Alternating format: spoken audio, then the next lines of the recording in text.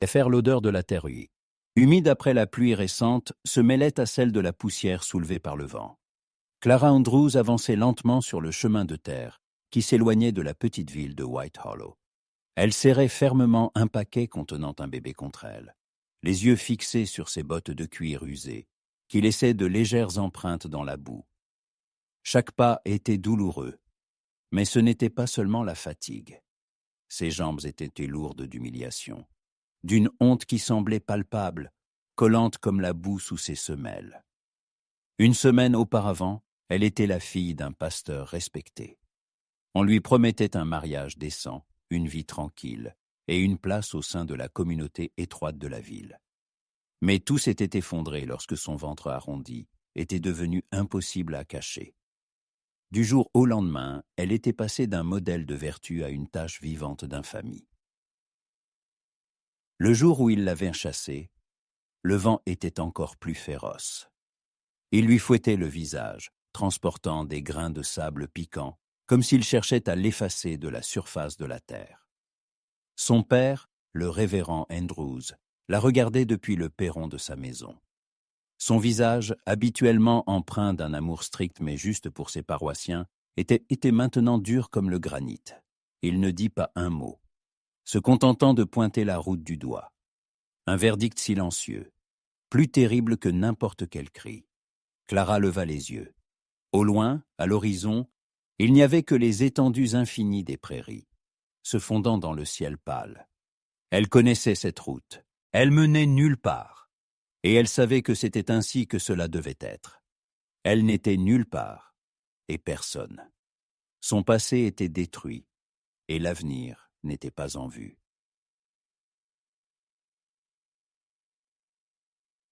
Et après? Cette pensée la rongeait de l'intérieur.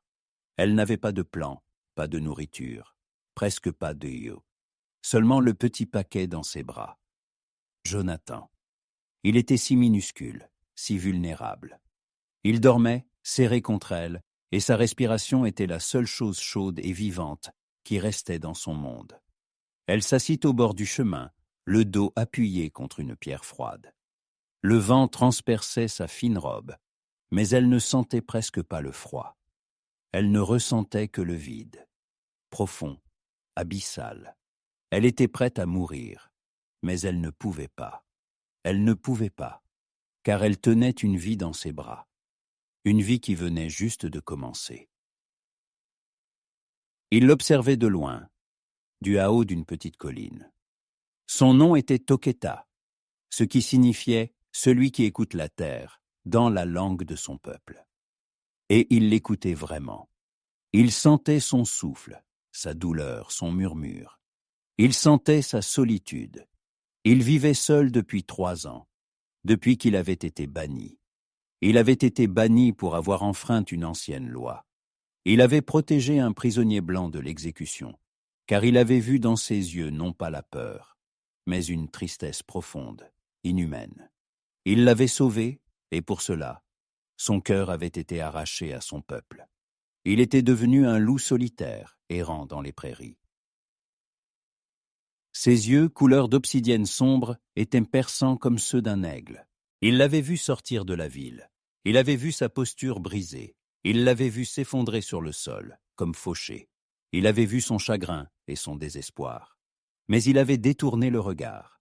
Il avait appris à ne pas faire confiance aux gens, à ne pas se mêler de leurs affaires. Dans son monde, il n'y avait que la terre, le vent et les bêtes. Mais quelque chose dans son chagrin silencieux était différent des autres. Elle ne criait pas, ne pleurait pas, ne maudissait pas. Elle marchait simplement. Elle marchait vers nulle part, ne sachant que faire ensuite. Soudain, un son lui parvint de la colline, faible mais perçant, le pleur d'un bébé. Toketa s'immobilisa. Ce son était étranger dans son monde solitaire. Il ne pouvait pas comprendre ce sentiment qui lui serrait le cœur. Il était habitué aux pleurs des animaux blessés, aux hurlements du vent, mais ce son était différent. Il n'y avait ni malice ni sauvagerie, seulement un désespoir pur et innocent. Il descendit lentement de la colline. Ses mouvements étaient silencieux, comme une ombre. Il s'approcha et vit son visage. Il était maculé de poussière et de larmes. Elle serrait contre elle le minuscule paquet qui tremblait de pleurs. Elle l'entendit. Elle leva lentement la tête et le regarda. Ses yeux, pleins de peur et de douleur, devinrent en un instant comme ceux du prisonnier blanc qu'il avait sauvé. Il y avait la même tristesse abyssale. Toketa s'arrêta à quelques pas d'elle. Il ne dit pas un mot. Dans ses yeux, il n'y avait ni compassion ni menace, seulement une attention intense et scrutatrice. Clara le regarda et la peur céda lentement la place à la perplexité. Elle vit un fusil dans ses mains, un couteau à sa ceinture. Elle ne savait pas ce qu'il allait faire. Et puis il fit quelque chose qu'elle n'attendait pas. Il s'agenouilla lentement. Elle ne pouvait pas comprendre ce que cela signifiait. Mais il ne la regardait pas. Il regardait le bébé. Puis, il sortit de sous sa couverture en peau de bison une petite gourde. Elle contenait de l'eau. Il la lui tendit. Clara prit la gourde avec hésitation. Ses mains tremblaient. Elle prit une gorgée.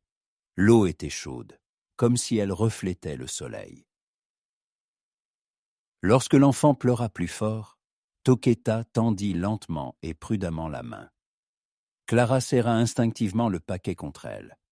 Mais il n'y avait rien d'autre que de la prudence dans son geste. Elle regarda ses yeux, et il n'y avait aucune menace, seulement une fatigue infinie. « Donne-le-moi », résonna dans sa tête. Mais il ne dit rien. Il fit un geste vers l'enfant. Elle hésita, puis, comme mue par une force supérieure, elle lui tendit le paquet. Toketa prit délicatement le bébé. Il retira sa couverture, épaisse et chaude, et y enveloppa l'enfant, le serrant contre lui, pour le protéger du vent glacial. Jonathan, sentant la chaleur, se tut immédiatement. Il se contenta de se blottir contre la poitrine de Toketa et s'endormit. Clara observa cela, et ses yeux semblèrent en changer. Elle vit en cet homme non pas un ennemi, mais un protecteur. Lui, l'exilé, l'aidait, elle, l'exilée. La solitude et le chagrin les unissaient. Toketa se tourna vers elle et fit un geste. « Suis-moi. » Elle se leva avec hésitation. Il marchait déjà devant, sans se retourner. Il marchait vers le soleil couchant, vers les montagnes où, selon les rumeurs, il y avait beaucoup d'eau et de terre, où personne ne pourrait les trouver.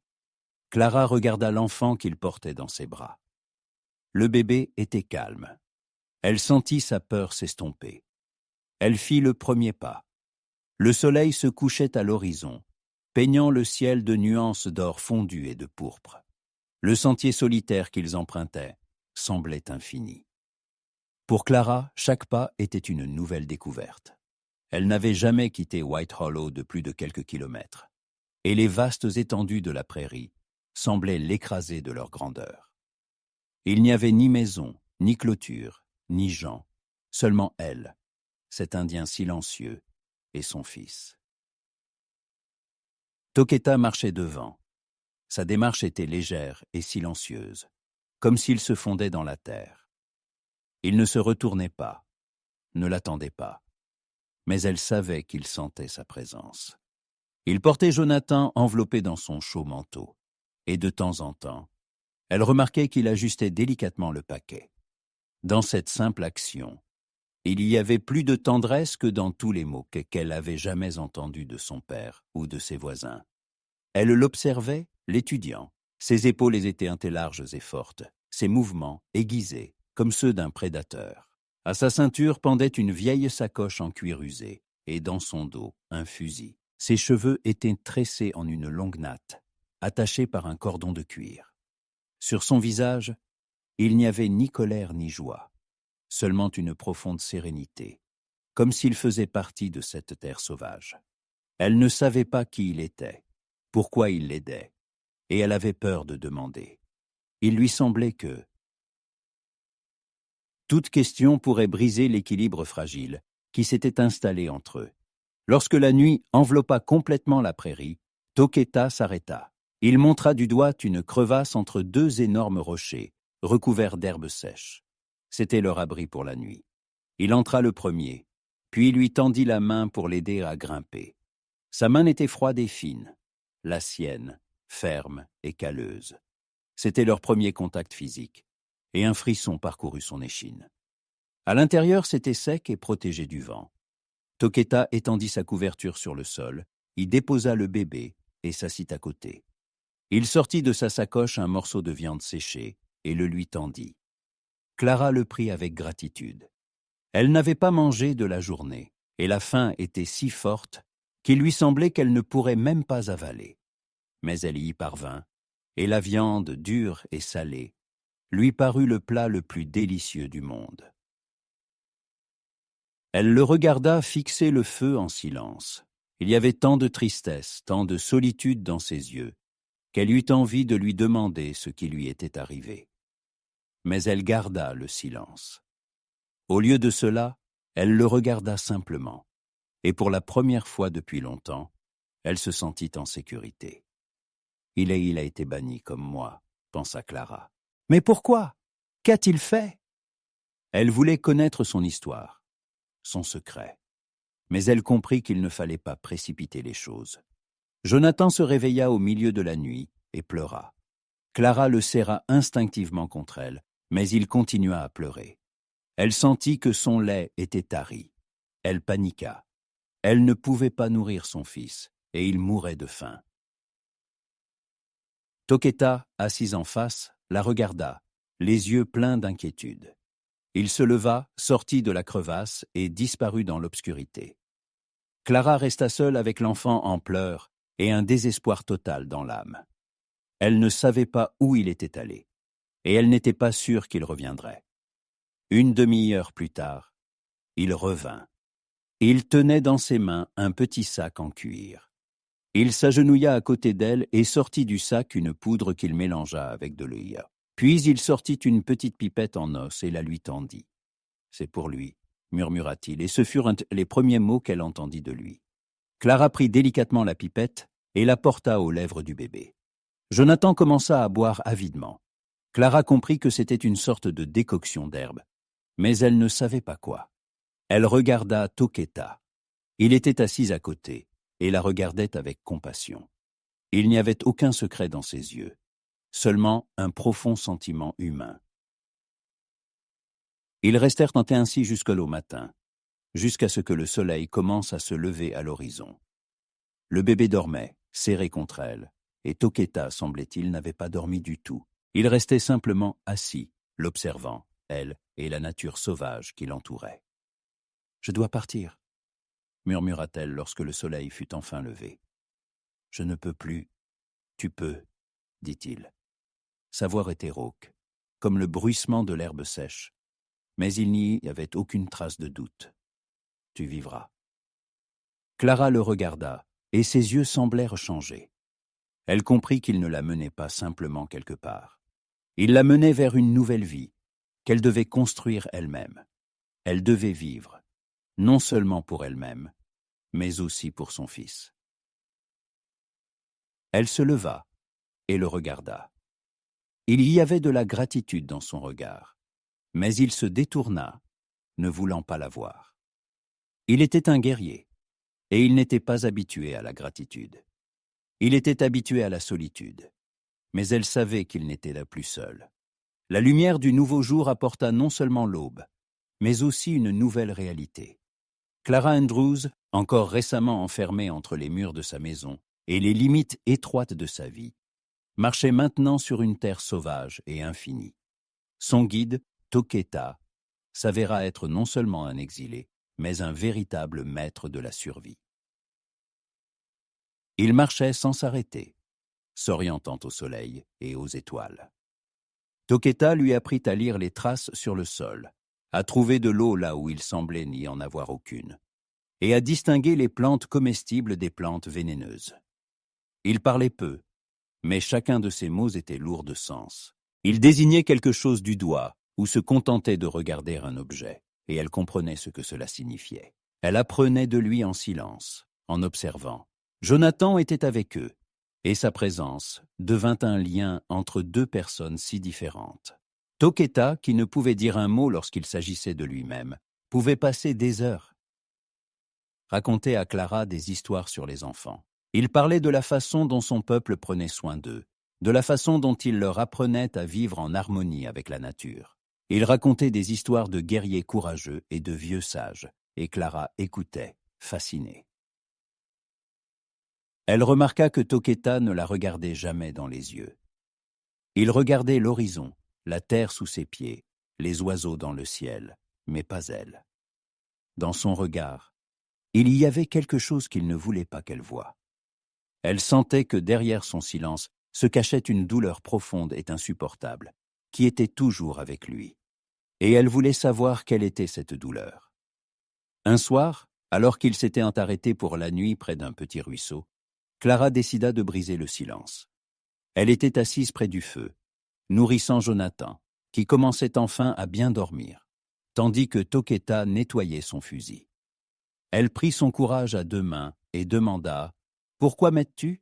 Tu aurais pu simplement passer ton chemin. » Il leva la tête et la regarda, non pas dans les yeux, mais ses cheveux, ses lèvres. « Je t'ai vu, » dit-il.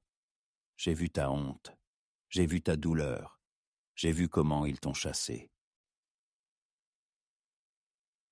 « Et qu'est-ce que cela signifie ?» demanda-t-elle. « Cela signifie que nous sommes semblables, » répondit-il. « Tu es banni, moi aussi. Tu es seul, moi aussi. » Clara sentit son cœur se serrer.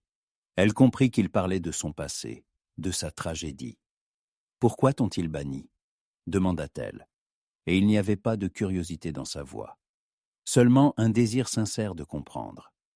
Il posa lentement son fusil. Il ne la regardait pas, mais le feu.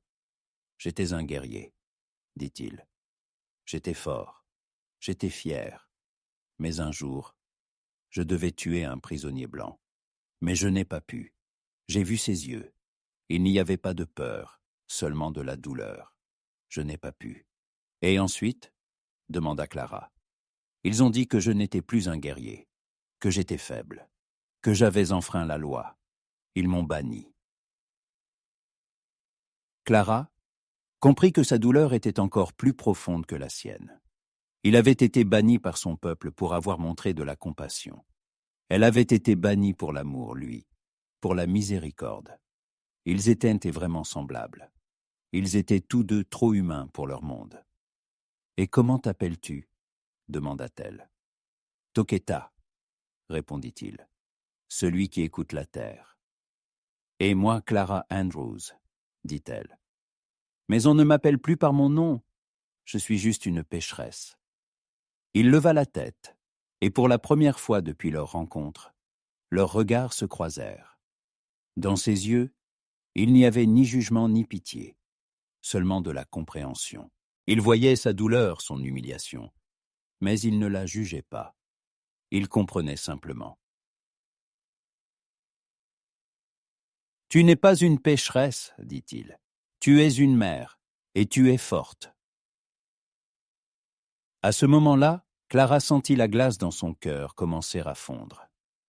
Elle comprit qu'il la voyait telle qu'elle était vraiment, non pas une honte, non pas une tâche, mais simplement une femme qui avait aimé, et qui se battait maintenant pour la vie de son fils. Ils étaient assis près du feu, et le silence entre eux n'était plus oppressant. Il était rempli de compréhension, de compassion et d'une confiance naissante. Ils étaient deux exilés qui s'étaient trouvés dans le désert infini, et ils étaient prêts à continuer ensemble. Le voyage continua. Clara et Toketa marchaient à travers les vastes étendues, et chaque nouveau jour leur apportait de nouvelles épreuves et de nouvelles leçons. Elle apprenait à trouver en elle des forces dont elle ne soupçonnait même pas l'existence. Elle apprenait à être forte quand il semblait n'y avoir plus de force, et à ne pas abandonner quand tout semblait perdu. Toketa était son professeur, son protecteur, son ami silencieux. Ils arrivèrent à une rivière, large et rapide. Toketa l'observa longtemps, cherchant un endroit sûr pour la traverser. Il portait Jonathan sur son dos, l'ayant attaché à lui avec une vieille couverture. Clara marchait à côté, se tenant fermement à lui. L'eau était froide, le courant fort, et il lui semblait qu'ils allaient perdre l'équilibre. Mais Toketa était fort, et ils y parvinrent. Lorsqu'ils atteignirent enfin l'autre rive, Clara ressentit un soulagement. Elle regarda Toketa, et il y avait une telle gratitude dans ses yeux qu'il ne put détourner le regard. Pour la première fois depuis longtemps, il la regarda droit dans les yeux, et dans son regard, elle vit non seulement de la compréhension, mais quelque chose de plus grand, quelque chose qui était entre eux, qui grandissait chaque jour. Le lendemain, alors qu'ils marchaient sur un sentier qui menait à travers un vieux canyon, ils entendirent des cris. Clara eut peur, mais Toketa, au contraire, s'immobilisa. Il posa un doigt sur ses lèvres, l'appelant au silence, et la conduisit doucement dans les buissons. Ils se cachèrent et observèrent ce qui se passait. Au fond du canyon se trouvait une charrette. Elle était cassée, et à côté gisaient 2 personnes. C'était un vieil homme et une jeune femme. Ils étaient entourés de plusieurs individus. C'étaient des bandits. Ils étaient armés. Leurs vêtements étaient sales, et ils riaient en regardant les malheureux. Clara sentit son cœur se figer. Elle voulait aider, mais savait qu'elle ne le pouvait pas. Elle était trop faible, trop vulnérable. Mais Toketa, lui, semblait penser autrement. Il regardait les bandits, son visage était de pierre, mais un feu brûlait dans ses yeux. Il était un guerrier, et il ne pouvait pas ignorer l'injustice. Il sortit lentement son fusil, mais Clara lui attrapa le bras. « Non, » murmura-t-elle. « Nous sommes 2, et nous avons un enfant. » Il la regarda, et il n'y avait ni colère ni jugement dans ses yeux, seulement de la détermination. « Je ne peux pas, » dit-il. Et il commença à descendre lentement. Clara, tenant Jonathan dans ses bras, sentait son cœur battre si fort qu'il devait probablement être entendu de l'autre bout du canyon. Elle ne savait pas ce qu'il allait faire, mais elle lui faisait confiance. Elle croyait qu'il savait ce qu'il faisait. Toketa descendit. Ses mouvements étaient aussi rapides que ceux d'un serpent. Il était dans l'ombre, et les bandits ne le voyaient pas. Il se cacha derrière un gros rocher et les observa de là. Il attendait. Il était patient. Il était un chasseur. Soudain, il tira. Le tir fut précis et rapide. L'un des bandits tomba. Les autres eurent peur. Ils ne savaient pas d'où venait le coup. Ils commencèrent à regarder autour d'eux, essayant de trouver l'ennemi. Mais Toketa s'était déjà déplacé. Il était rapide comme le vent. Il tira encore une fois, et un autre bandit tomba. Les bandits comprirent qu'ils étaient piégés. Ils jetèrent leurs armes et levèrent les mains. Toketa sortit de derrière le rocher. Il tenait son fusil prêt, mais son visage était calme. Il les regardait simplement, et il y avait une telle force dans son regard qu'il ne pouvait même pas bouger. « Partez, » dit-il, « et ne revenez jamais. »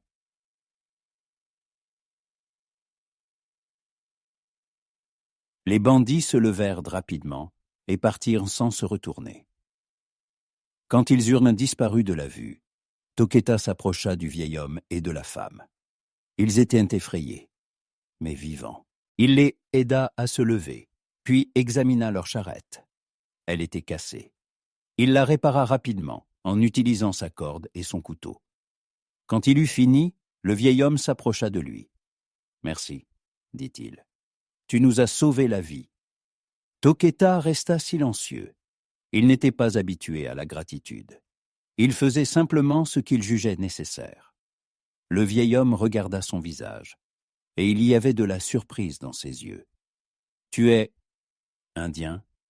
demanda-t-il. « Je n'ai jamais vu ça. Tu es un homme bon. » Toketa resta silencieux. Il savait qu'aux yeux de la plupart des Blancs, il n'était qu'un sauvage. Mais ce vieil homme voyait en lui quelque chose d'autre. Il voyait en lui un homme. Puis le vieil homme regarda Clara, qui était sortie des buissons. Il vit son fils, ses vêtements usés. Il comprit qu'il fuyait aussi. « Où allez-vous » demanda-t-il. « Avez-vous un endroit où aller » Clara regarda Toqueta. Elle ne savait pas où ils allaient, mais elle savait qu'ils allaient ensemble. « Nous ne savons pas, dit-elle. Nous allons juste. » Le vieil homme hocha la tête.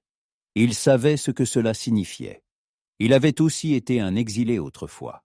« Si vous voulez, dit-il, vous pouvez venir avec nous. Nous avons une ferme, loin d'ici. Nous avons besoin d'aide. » Clara regarda Toqueta. Il resta silencieux. Elle savait que la décision lui appartenait, mais elle ne voulait pas la prendre seule. Elle voulait qu'il soit avec elle. « Qu'en penses-tu » demanda-t-elle.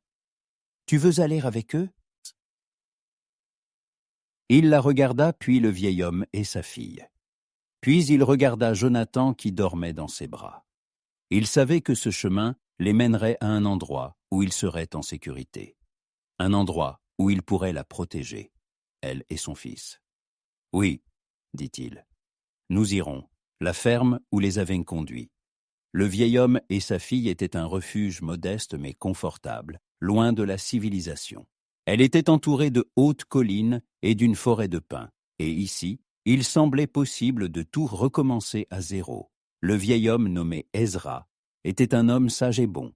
Son visage était sillonné de rides comme une carte de vieille route, et ses yeux, chaleureux et perspicaces. Sa fille, Mary, était calme et attentionnée. Ses mains trouvaient toujours du travail, et son sourire était doux et encourageant. Ils accueillirent Clara et Toqueta sans poser de questions superflues, comme s'ils voyaient en eux non pas des fugitifs, mais simplement des personnes ayant besoin d'aide. Clara sentit son cœur, si longtemps enchaîné par la peur et la douleur, commencer à dégeler. Pour la première fois depuis de nombreux mois, elle cessa de se sentir invisible, une honte. Elle travaillait à la ferme avec Mary. Elle récoltait, s'occupait des animaux, préparait les repas. Des tâches simples mais importantes qui remplissaient ses journées de sens. Toqueta aidait Ezra à réparer la clôture, à ramasser du bois de chauffage et à d'autres tâches masculines. Il était fort et travailleur, et ses compétences acquises dans la nature sauvage se révélèrent inestimables. Ezra le traitait avec un grand respect, voyant en lui non seulement un Indien, mais un véritable homme. La nuit, quand tout le monde dormait, Clara et Toqueta s'asseyaient près du feu. Ils ne se taisaient plus. Ils parlaient. Clara lui raconta sa vie à White Hollow, son père strict qui l'aimait à sa manière, mais n'avait pas pu lui pardonner son péché. Elle parla de son amour pour ce voyageur, qui l'avait mené à un destin si amer, de la façon dont elle avait été trahie non seulement par un homme, mais par toute sa société. Toqueta écoutait, ses yeux pleins de compréhension. Il lui raconta son peuple, ses lois et ses traditions, sa vie dans la prairie. Il lui raconta comment il avait appris à être un guerrier et comment il avait renoncé à cette voie par miséricorde. « Je ne regrette rien, dit-il. J'ai sauvé la vie d'un homme, même s'il était blanc. J'ai fait ce que je devais faire. Notre sagesse dit que même un ennemi peut être un homme. Mon peuple a décidé que j'étais faible, mais je sais que j'ai agi correctement. » Clara le regarda, et il n'y avait aucune ombre de doute dans ses yeux. Elle le croyait. Elle croyait qu'il était un homme bon, qu'il était un guerrier non seulement de nom, mais aussi d'esprit. « Tu es aussi une guerrière, » dit-elle. « Tu n'as pas abandonné. Tu t'es battue pour ton fils. Tu es forte. Tu es plus forte que tous ces gens de White Hollow qui t'ont trahi. » Il la regarda, et pour la première fois depuis longtemps, il sourit. Ce n'était pas un grand sourire, mais juste un léger, à peine perceptible, qui apparut sur ses lèvres, comme le premier rayon de soleil après une longue nuit. Mais il y avait tant de chaleur et de sincérité que Clara sentit son cœur s'arrêter. À ce moment-là, elle comprit qu'elle était tombée amoureuse de lui. Elle était tombée amoureuse non pas de son apparence, mais de son âme, de sa bonté, de sa force, de sa sagesse. Elle était tombée amoureuse de son silence, qui en disait plus que n'importe quel mot. Ils passèrent plusieurs semaines à la ferme. Pendant ce temps, Jonathan se renforça. Il commença à sourire, et son rire semblait remplir toute la ferme. Ezra et Mary l'aimaient comme leur petit-fils, et Clara était heureuse que son fils ait trouvé une famille si aimante. Toketa s'y attacha aussi. Il le portait dans ses bras, lui chantait de douces chansons de son peuple et jouait avec lui. Et dans ses yeux, quand il regardait le garçon, il y avait une tendresse que Clara n'avait jamais vue dans les yeux de son père. Mais un jour, alors que Clara se promenait avec Jonathan dans la forêt, elle entendit des cris. C'étaient les cris des bandits. Ils étaient revenus. Clara s'immobilisa. Son cœur battait comme un oiseau effrayé. Elle savait qu'il devait fuir. Elle devait protéger son fils. Elle retourna à la ferme. Toketa se tenait déjà à l'entrée, son fusil prêt. Ezra et Mary étaient à l'intérieur de la maison. « Ils sont là, dit-elle. Nous devons partir. » « Je ne partirai pas, dit-il. Je les protégerai. Ils nous ont accueillis, nous ont donné un toit et de la nourriture. Je ne peux pas les abandonner. » Clara comprit. Il était un guerrier. Il était un protecteur. Il était un homme d'honneur. Elle savait qu'elle ne pouvait pas le laisser. Elle devait rester et se battre avec lui. « Alors je resterai avec toi, dit-elle. Nous nous battrons ensemble. » Il la regarda et il y avait de la surprise dans ses yeux. Il ne s'attendait pas à ce qu'elle reste. Il ne s'attendait pas à ce qu'elle se batte pour lui. Il ne s'attendait pas à ce qu'elle devienne sa protectrice. Et à ce moment-là, il comprit que son cœur, si longtemps vide, était de nouveau rempli d'amour. L'amour pour cette femme forte et courageuse, qui était prête à le suivre jusqu'au bout. Le soleil se couchait lentement à l'horizon lorsque Clara et Toketa prirent leur position. Ils se tenaient à l'entrée de la maison, son fusil prêt, son visage concentré et immobile, comme un vieux loup attendant sa proie. Clara, serrant Jonathan contre elle, était assise près de la fenêtre. Elle sentait chaque cellule de son corps trembler, mais elle tenait bon car elle savait. Elle n'était pas seulement une femme, elle était une mère, et elle se battrait pour son fils. Mary et Ezra étaient au sous-sol, cachés du danger. « Je ne partirai pas, dit-elle. Je resterai avec toi. » Il la regarda, et il y avait de la détermination dans ses yeux. Il savait qu'il pouvait mourir, mais il savait aussi qu'il ne pouvait pas abandonner. Il se battait pour leur nouvelle vie, pour leur nouvelle maison, et il était prêt à donner sa vie pour les protéger. Les bandits arrivèrent quand le soleil était déjà couché. Leurs silhouettes étaient visibles sur le fond du ciel cramoisi. Ils étaient sûrs que personne ne pourrait leur résister. Mais ils se trompaient. Toketa était prêt. Il était un guerrier, et il était prêt à donner sa vie pour protéger ceux qu'il aimait. Le premier tir fut précis, comme un coup de foudre. L'un des bandits tomba. Son cri résonna dans le canyon. Les autres étaient paniqués. Ils ne savaient pas d'où venait le tir. Ils commencèrent à regarder autour d'eux, essayant de trouver l'ennemi. Mais Toketa était rapide. Il tira encore une fois, et un autre bandit tomba. Il utilisait chaque ombre, chaque pierre, pour se cacher et tirer. Il était insaisissable, comme un fantôme, et les bandits ne pouvaient pas le trouver. Clara l'observait, et il n'y avait pas de peur dans ses yeux. Elle voyait en lui non seulement un guerrier, mais un protecteur, un homme qui était prêt à tout pour elle et son fils. La bataille dura toute la nuit. Les bandits se tiraient sur la maison, essayant de percer. Mais Toketa était trop intelligent. Il savait qu'il pouvait perdre, mais il n'abandonnait pas. Il se battait pour sa nouvelle vie, pour sa nouvelle maison, et il était prêt à donner sa vie pour les protéger. Lorsque le soleil commença à se lever, les bandits comprirent qu'ils perdaient. Ils commencèrent à battre en retraite, laissant leurs camarades morts sur le champ de bataille. Toketa ne les poursuivit pas. Il savait qu'ils ne reviendraient pas. Lorsque le danger fut passé, Clara sortit. Elle s'approcha de Toketa. Il se tenait là, fatigué mais vivant. Son visage était couvert de poussière et de boue, mais dans ses yeux brûlait un feu plus éclatant que le soleil. « Tu nous as sauvés. murmura-t-elle. Tu les as sauvés, tu m'as sauvé, tu as sauvé mon fils. Il ne répondit pas. Il lui prit simplement la main et la serra contre lui. Elle sentit son cœur s'arrêter. Pour la première fois depuis longtemps, elle se sentit en sécurité. Maintenant, nous allons vivre, dit-elle. Nous allons vivre ici. Nous serons heureux. Il la regarda et il y avait de l'espoir dans ses yeux. Il était un exilé qui avait trouvé son foyer. Elle était une femme qui avait trouvé son amour. Ils étaient deux âmes solitaires qui s'étaient trouvées dans le désert infini. Et ils vécurent. Ils vécurent ensemble, élevant leur fils, construisant leur nouvelle vie. Ils vécurent, profitant de chaque nouveau jour, de chaque nouvelle aube, de chaque nouveau coucher de soleil. Ils vécurent parce qu'ils s'étaient battus. Ils s'étaient battus pour leur amour, pour leur famille, pour leur nouvelle vie. Des années plus tard, Jonathan, devenu un homme adulte, était assis près du feu. À côté de lui étaient assis sa mère et son père. Il les regardait, et il y avait de l'amour dans ses yeux.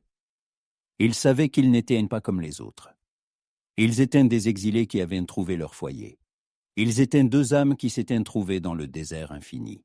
Et il était le symbole de leur amour, de leur lutte, de leur victoire. Il était leur nouvelle vie.